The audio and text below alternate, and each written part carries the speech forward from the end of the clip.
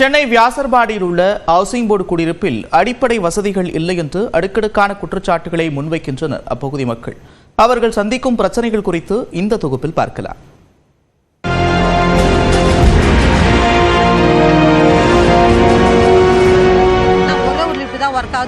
சுத்தமா 8வது மலையில நடந்து வர முடியுமா? எல்லாத்தையும் திருடுறானு வண்டி இதெல்லாம் சொன்னா வருவாங்கம்மான்றாங்க. தமிழகத்தில் குடிசை பகுதிகளில் வாழும் மக்களின் வாழ்க்கை தரத்தினை மேம்படுத்த 1970ஆம் ஆண்டு தொடங்கப்பட்டது தமிழ்நாடு நகர்ப்புற வாழ்விட மேம்பாட்டு வாரியம். முதலில் சென்னையில் மட்டுமே இயங்கிய நிலையில் 1984ஆம் ஆண்டு முதல் தமிழகத்தின் பிற பகுதிகளுக்கும் படிப்படியாக விரிவாக்கம் செய்யப்பட்டது. இத்திட்டத்தின் மூலம் தமிழகத்தில் பல லட்சம் குடும்பங்கள் பயனடைந்து வருகின்றன. சென்னை போன்ற பெருநகரங்களில் மாத சம்பளத்தின் பெரும் பகுதியை வீட்டு வாடகைக்கே கொட்டி கொடுக்க வேண்டிய சூழல் உள்ள நிலையில் இந்த வாரியத்தின் மூலம் கிடைக்கும் வீடுகள் ஒரு வரப்பிரசாதமாகவே பார்க்கப்படுகிறது.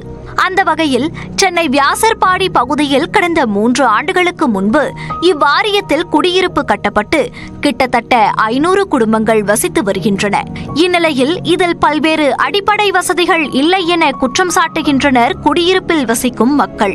குறிப்பாக 13 அடுக்குகள் கொண்ட இக்குடியிருப்பில் லிப்ட் வசதி பெரிய அளவில் இல்லை எனவும் அடிக்கடி அவை பழுதாவதால் தினசரி சிரமம் அடைவதாகவும் தெரிவிக்கின்றனர்.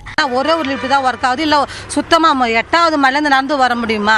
8வது மலையில கீழே நடந்தே தான் வரேன். நான் 13 மாடி மொத்தம். இரவு நேரங்களில் அதிக அளவில் திருட்டு நடப்பதாக கூறும் மக்கள் குடியிருப்பில் சிசிடிவி கேமரா கூட இல்லை எனவும் வேதனை தெரிவிக்கின்றனர். எல்லாத்தையும் திருடுறானு வண்டி இதெல்லாம் எங்களுக்கு கேமரா வசதியும் கிடையாது. கம்ப்ளைண்ட் கொடுத்தா ஸ்டேஷன் எங்களுக்கு தெரியாதுன்னு தட்டி கைக்கிறாங்க.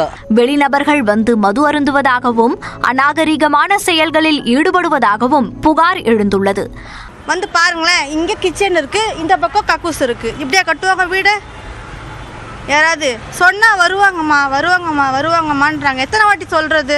அதே போல வாட்டர் டேங்குகள் திறந்த வெளியில் கிடப்பதால் புழுக்கள் கலந்து சுகாதாரம் இல்லாமல் தண்ணீர் வருவதாகவும் வேதனை தெரிவிக்கின்றனர். இதனிடையே லிப்ட் வசதி சரி செய்து இருப்பதாகவும் மற்ற பிரச்சனைகளை ஒரு வாரத்திற்குள் முடித்து தருவதாகவும் அதிகாரிகள் உறுதியளித்துள்ளதாக கூறப்படுகிறது. பிரச்சனைகளை உடனடியாக சரி செய்து தீர்வு காண வேண்டும் என்பதே அடுக்குமாடி குடியிருப்பில் வசிக்கும் மக்களின் கோரிக்கையாக உள்ளது. நியூஸ் 18 தமிழ்நாடு செய்திகளுக்காக ஒளிப்பதிவாளர் ஆனந்துடன் லிபிகா பழனிவேல்.